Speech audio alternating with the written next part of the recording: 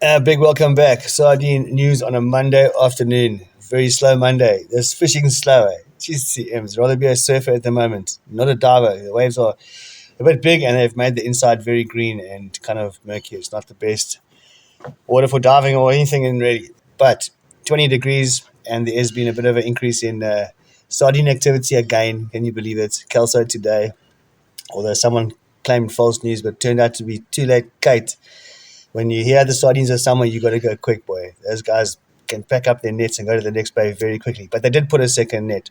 So it's been quite cool. Lots of dolphins and whales and all kinds of stuff. But the shad have not gone mad.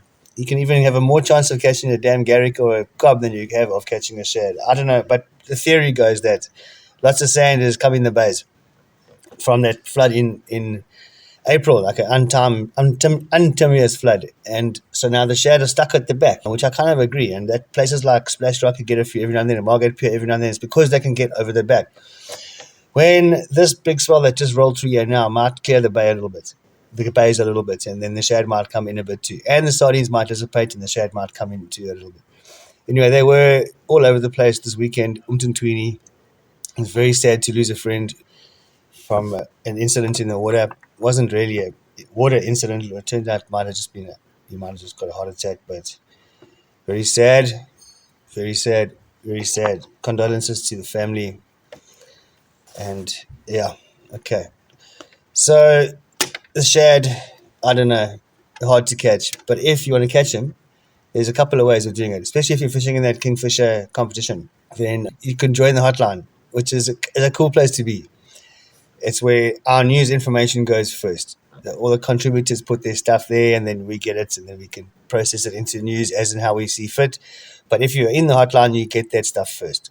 It's really worth it if you are out to win the Kingfisher Shad Compo. And if you're really serious, you can check out the Shad page on the Mido section of the Sardine website. And all the things that you can use to catch shad are up there, including the shad pack. And the weather's quite good. There's a bit of swell running today, like we said, but the weather's all right. You can get to like nooks and crannies and the protected bays and stuff, and it looks like it might back off during the week. Couple of clips there you can see, Tweeny and Port Shepstone. And then a nice story to end the show there. The bear found a VHF radio.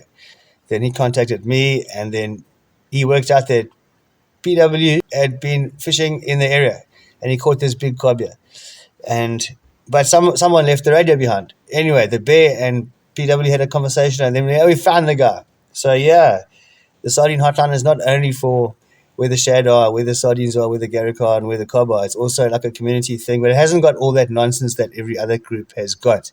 In fact, Sharon, who runs the group, is very strict, and it's a nice place to be. So consider joining, $60 a month. But if you just like and subscribe, that's good enough for us. That's enough to keep us going.